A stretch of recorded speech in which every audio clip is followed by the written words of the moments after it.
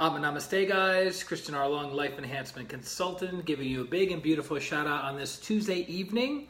Welcome to the live stream. Pretty much every single night for 15 to 30 minutes we talk about energy healing, meditation, and practical spirituality. Basically some nuggets that you can integrate into your life to improve the quality of your life. Not next lifetime, not in 50 years, but pretty much by the end of this stream. And today's topic, I want to talk to, this relates to a lot of my friends who are pranic healers and are hatha yogis, which, by the way, the gentleman you see behind me on the wall is my teacher, Grandmaster Chola Koksui, the modern founder of pranic healing and hatha yoga. And I hear this a lot from people that are on the spiritual path that have to deal with obligations, responsibilities in their everyday workaday world, meaning they learn about meditation, they learn about spirituality, they go to a retreat, maybe a weekend seminar, maybe a one-day class, they do the practice and they have an amazing experience. And then guess what? They have to go home, they have to get up early in the morning, and they have to do their 8 to 10 hour work shift. And they have to do that Monday through Friday with the weekends off. And they say to themselves, if I only had more time to meditate, I could spiritually accelerate and become a better person and a better soul faster, right? That's the thought process. And so in the world of spirituality, especially over the past 100 years, the concept of the householder has become more prominent than ever before. And the concept of a householder simply means somebody who has spiritual tools, spiritual teachings, and a spiritual practice that does those things and lives in the world, right? So they probably have a husband or wife, they probably have a car payment, they probably have a mortgage, they probably have kids that they drive to and from soccer, to and from gymnastics or some child obligation, right? And these people do their spiritual practices. Joy, Atma Namaste. You're in your sun period. Yeah, I don't know what you want me to call you these days. I wasn't clear on that when you came on the stream last time. Welcome to the sun period. Happy birthday. For the next 52 days, 52 and 1/3 day, you're in your sun cycle. So this is the best time to ask for favors. This is the best time to start new projects and have your wishes fulfilled in any area of your life. So it's a great time. So the householder is someone who has a spiritual practice while also having everyday, ordinary responsibilities. Hey, Loretta, Atma Namaste, perfect, got it. Now, what's the difference of a householder to a hermit? Well, the hermit is what our perception is of the spiritual person, the person who sits down with a guru or a spiritual teacher at a very young age. They get trained with that guru for 5, 10, 15 years, and then they go off into the mountains, they go off into the woods, they go off into the desert, and they are in complete and utter isolation, practicing the tools, the techniques, the meditations that their guru taught them for the purpose of reaching samadhi or illumination. Now, to an ordinary person, Eric, Atma Namaste, to an ordinary person, that sounds like a wonderful thing of like, wow, instead of being a householder, I can just take my spirituality, I can go into the forest, I can go into the mountains, I can go into the desert, and I can just spend the rest of my days experiencing pure bliss. Sounds good, right? But I hate to break it to you. 2 things. Number 1, which one do you think will help you spiritually evolve faster? Interacting with the world, getting feedback from your interactions with your responsibilities at work, your responsibilities at home, interacting with friends, family members, coworkers, vendors, suppliers, customers, people on the street, people at Starbucks, people at the grocery store, interacting with those people and learning about patience, tolerance, compassion, understanding, constancy of aim and effort and non-laziness. Do you think that's a better field to learn that in, or completely being isolated from the outside world where there's no feedback mechanisms, there's no one pushing on you, pulling on you to become a better person? You're just simply sitting in meditation and stillness all day long. Which do you think will help you evolve faster? The path of the householder or the path of the hermit? Now, the answer should be pretty obvious, the path of the householder. The other factor why I may not recommend the path of the hermit for those of you who are listening to this live stream now or watching the replay is that the mere act of you being born into a third world country or a first world country where you're experiencing materialism, where you're experiencing opulence or prosperity, where you have cars, where you have law and order, where you have all these benefits of civilization, you have other lessons to learn. You have other experiences to have that you're not going to be able to experience as a hermit in the middle of nowhere. So, as I understand it, the fastest way to spiritually evolve is through meditation and through service. And service can take the many, many different forms. But service can take the form in doing the Twin Hearts meditation. At the end of the meditation, Sharon, Namaste. At the end of the meditation, you bless and heal Mother Earth. That's spiritual service. You bless and heal all sentient beings. That's spiritual service. Mental service is sharing your knowledge and expertise with other people who can benefit from it without payment. So for instance, we're on these live streams each and every evening and we're sharing spiritual truths, practicality, meditation techniques, energy healing techniques to improve the quality of your life. So that's a form of mental service. What would emotional service be? Emotional service would be being there for another person, supporting them, encouraging them, letting them know that they're worthy, that they're valuable, that they can accomplish whatever it is that they want in life, right? What would physical and financial service look like?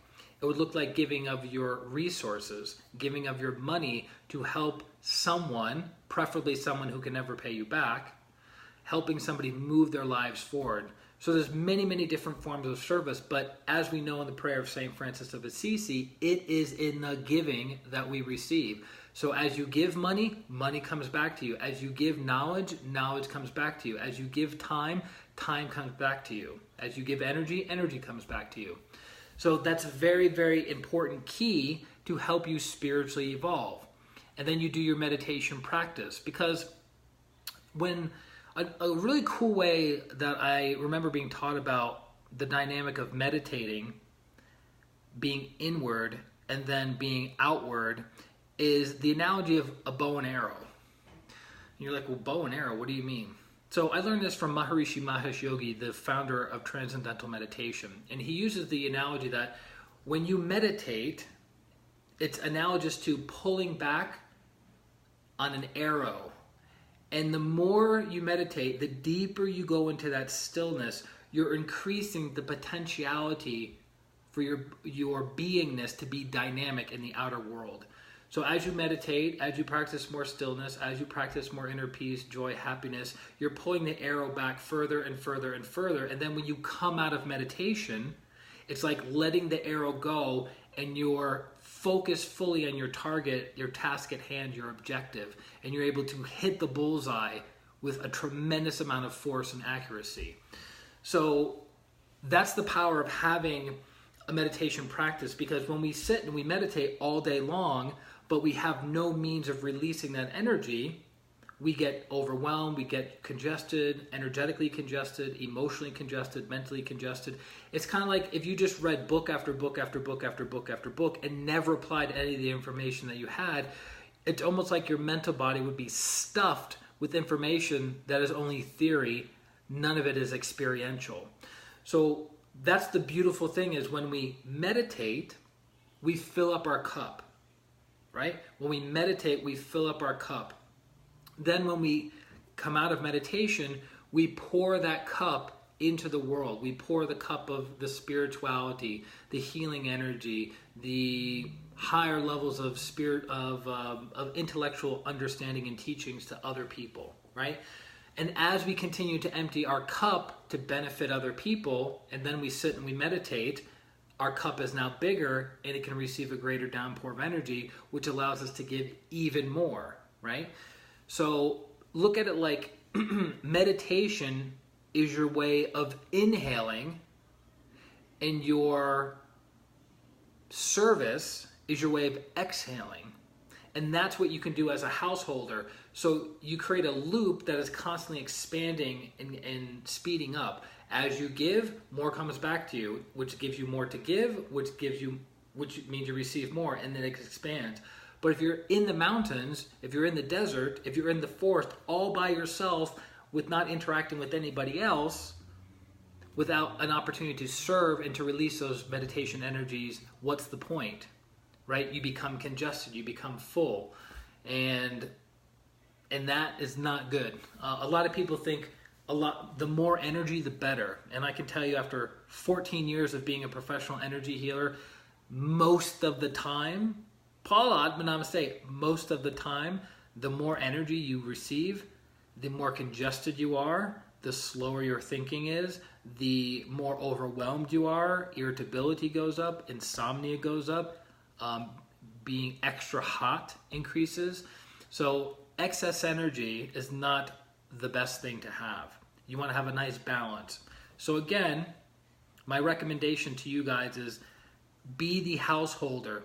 Do your meditation practice at home, and then use those beautiful divine energies you generated in your meditation practice to go out and serve others, to heal others, to teach others, to perform the best job at your particular area of expertise or employment or your business, as opposed to selling your house, selling your car, throwing caution to the wind of all your responsibilities and obligations and going into the mountains to find God. You'll have a much better job at much greater success finding God and communing with God when you're interacting with the creatures of God. Does that make sense? I hope that helps. I just got back from the gym. I usually go to the gym in the mornings, but for some odd reason they were having a fire drill at my gym, which I thought was kind of weird, because instead of sticking around for the 36 minutes the fire drill was going to take, I ended up leaving the gym, driving down the street, putting on my rollerblades, and then rollerblading around town. And then when I came back, got back in my car and drove by the gym, I saw, I don't know, maybe 100 people standing outside for the fire drill. And I thought to myself, these people are going to have to wait 15 to 20 minutes for the fire drill to be over. Why not just go home? So I thought it was kind of odd that everyone was just standing around. But, you know, there could have been more to the story than I'm aware of. I'm glad it makes sense to you, Sharon. I'm glad you're sucking it in. Monica, Atma Namaste. Always good to have you on. So that's our talk for this evening. If you guys are looking to transform your life using energy healing and energy medicine, then definitely go to christianrlong.com/services. Schedule a distant pranic healing session with me. We do it over Skype, Zoom, FaceTime, or Facebook video messenger. And if you have any questions about that, you can also schedule a free 30-minute consultation with me and ask me all kinds of questions. What is pranic healing? How does pranic healing work? How can it help me? What successes have you had with these techniques and protocols over the past 14 years? That's your opportunity to try it out, if you will. And then from that point on, if you choose to hire me for healing, then we'll do a package of healing sessions that will transform your life in ways that you can't even imagine. And I am definitely, unequivocally a product of the product. I've had many, many life and soul transformative healings over the past 14 years, and that's why I've dedicated my life to doing this work and implementing and integrating these techniques, tools, and teachings I received from Grandmaster Choa Koksui into my everyday life, and it's definitely improved. It's not an easy path. People make the assumption that, oh, you're an energy healer, so you must sit at home all day long in ecstatic bliss and ecstatic peace, and you just wait for things to happen. Law of attraction. It doesn't quite work like that. Be nice, but it doesn't quite work like that. There are other factors involved in being successful in the physical world. And by the way, you incarnated into a physical body, right? The fact that you incarnated into a physical body means that you have lessons and experiences that your higher soul wants to have while being in this physical body. So as my teacher, Grandmaster Choa Koksui says, live an exciting life. I love that. It's one of my favorite quotes of the teacher of all time. Live an exciting life, right? But if you're living in the mountains, in the middle of nowhere, it's going to be a little hard to live an exciting life unless you're being hunted by bears or cougars, or you're starving to death and trying to find food. I guess that could be an exciting aspect of your life. And that's it, guys. Again, if you have any questions, reach out to me directly at christianarlong.com/services, or you can Facebook message me as well. I'm still taking requests, as they say, and I look forward to connecting with you very, very soon. So I'm going to finish my dinner, and I hope you have an amazing, phenomenal, awesome Tuesday night, week, and life. This is Christian Arlong, Life Enhancement Consultant. Atma. Namaste. Bye-bye.